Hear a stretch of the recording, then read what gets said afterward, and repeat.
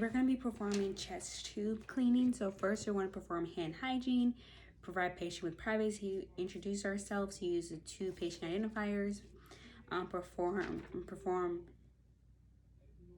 environmental safe check, ensure proper body mechanics, gather all supplies, and provide patient education. So for today's supplies, we're going to need gloves, absorbent pads, bio bags, sterile gloving, swab, chlorhexidine, gauze for Xerofoam, split sponge dressing, gauze pads, and microfoam tape.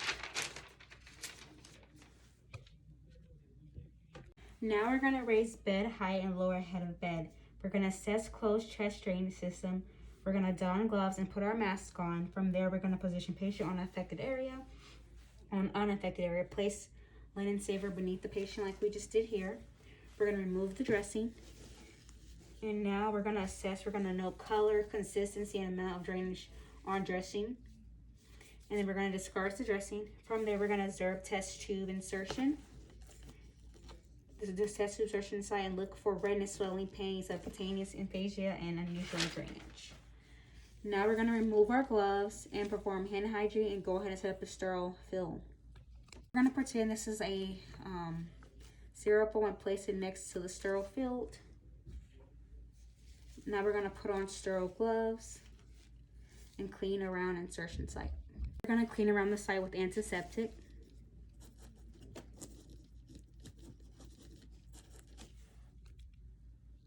We're going to clean the actual line with the new CCGH swab. We're going to place the sterile petroleum gauze around the chest tube site at insertion. So, like that. We're going to place chest tube around drain pad, or the drain pad around the test tube one way, and then we're going to take another test tube pad and place it the opposite way. So it should look like that. We're going to use gauze pads to create an even surface around the chest tubes. So it should look like that. Everything else is covered except for the last gauze pad that I just put on. We're going to take microfoam tape and place the tape against chest walls adjacent to the chest tube.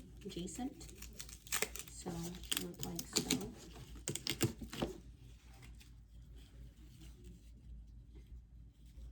Now we're going to tape it until it's covered. And then we'll just tape the other half. I don't have any more tape, but I will just tape the other half adjacent. And note, we're going to do this until the entire dressing is sealed, and after that we're going to assess patient and make sure they're comfortable. And then we're going to discard the materials into biohazard waste.